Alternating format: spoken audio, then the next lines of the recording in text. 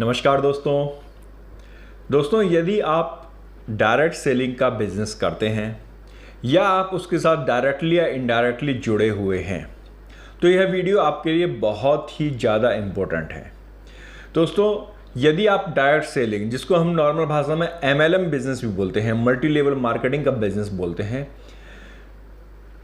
करते हैं तो उस केस में सरकार ने दिसंबर 2021 के अंदर कुछ रूल्स बनाए हैं।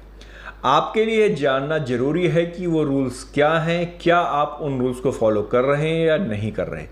क्योंकि यदि आप उन रूल्स को फॉलो नहीं करेंगे तो इसका मतलब यह होगा कि आप इल्लीगल काम कर रहे हैं।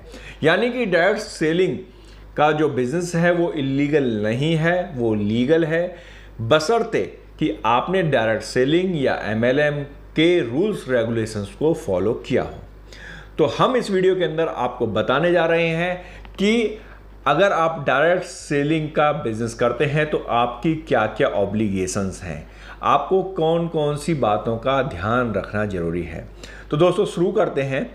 सबसे पहली बात, जैसा कि हमने आपको बताया कि डायरेक्ट सेलिंग का जो रूल्स है वो दिसंबर 2021 में आया था। 28 दिसंबर 2021 को इसको इंट्रोड्यूस किया गया था।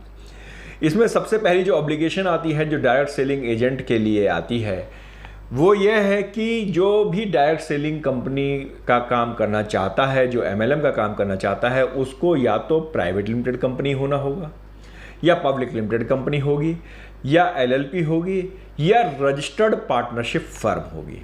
इसका मतलब क्या हुआ दोस्तों? इसका मतलब यह हुआ कि आप एज एन इंडिविजुअल MLM वाला बिजनेस नहीं कर सकते।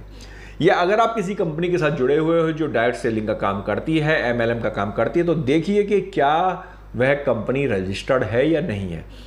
यानी कि वो प्राइवेट लिमिटेड कंपनी हो सकती है, वो LLP हो सकती है, वो पब्लिक लिमिटेड कंपनी हो सकती है, वो पार्टनरशिप फर्म हो सकती है, लेकिन पार्टनरशिप फर्म भी रजिस्टर्ड होनी चाहिए रजिस्ट्रार ऑफिस के अंदर। 100 रुपये के स्टैम्प पेपर पे बनाई हुई पार्टनरशिप फर्म इसमें एप्लीकेबल नहीं होगी, वो MLM का काम नहीं कर सकती। दूसरी बात दोस्तों जो आपको ध्यान देनी है वो ये है कि MLM का जो काम कर रहे हो उसमें आप पिरामिड स्कीम या मनी सर्कुलेशन स्कीम नहीं चला सकते। जी हाँ, टोटली इलीगल है यदि आप मनी सर्कुलेशन स्कीम लॉन्च करते हैं, जिसमें आप जानते हैं कि मनी का सर्कुलेशन होता है, आप एक से पैसा लेते हैं, दूसरे को पैसा देते हैं, या आप पिरामिड स्कीम को फॉलो करते हैं। ये दोनों स्कीम्स आप MLM में या डायरेक्ट सेलिंग के अंदर आप नहीं चला सकते हैं। दोस्तों, इसके अलावा आपकी क्या और ऑब्लिगेशंस हैं, क्या और जिम्मेदारियां हैं, वो मैं आपको बता रहा हूँ।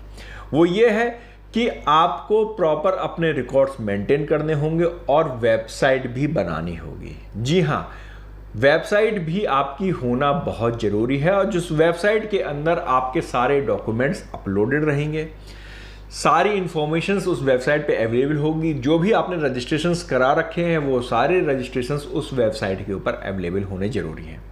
साथ ही जो आपकी कैलकुलेशंस हैं वो सारी कैलकुलेशंस भी आपकी उस वेबसाइट पे होनी ज़रूरी है। इसके अलावा जो आपके ग्रेवियंस सेल्स का ऑफिसर आपको अपॉइंट करना होगा, जो किसी की कंप्लेंट होगी तो उस कंप्लेंट का जवाब दे सके, आपको ऑफिसर रखना होगा। आपको कंप्लेंट नंबर या आपको कस्टमर सपोर्ट सर्विस नंबर आपको अपनी वेबसाइट पे देना मैंडेटरी होगा। एक और बात कि कंपनी आपकी इंडिया के अंदर रजिस्टर्ड होना मैंडेटरी है, यानी कि कोई बाहर की कंपनी इंडिया में आकर के अपना MLM का बिजनेस नहीं कर सकती है, डायरेक्ट सेलिंग का काम नहीं कर सकती है। उसे इंडिया में आकर के अपना इंडियन एड्रेस पर ही कंपनी को रजिस्टर्ड कराना होगा। इसके अलावा जो भी आप डॉक्यूमेंट्स डालेंगे वो आपके सर्टिफाइड डॉक्यूमेंट्स होने चाहिए। जो आप वेबसाइट के ऊपर आप जो डॉक्यूमेंट डाल रहे हैं वो सभी के सभी सर्टिफाइड डॉक्यूमेंट्स होने चाहिए।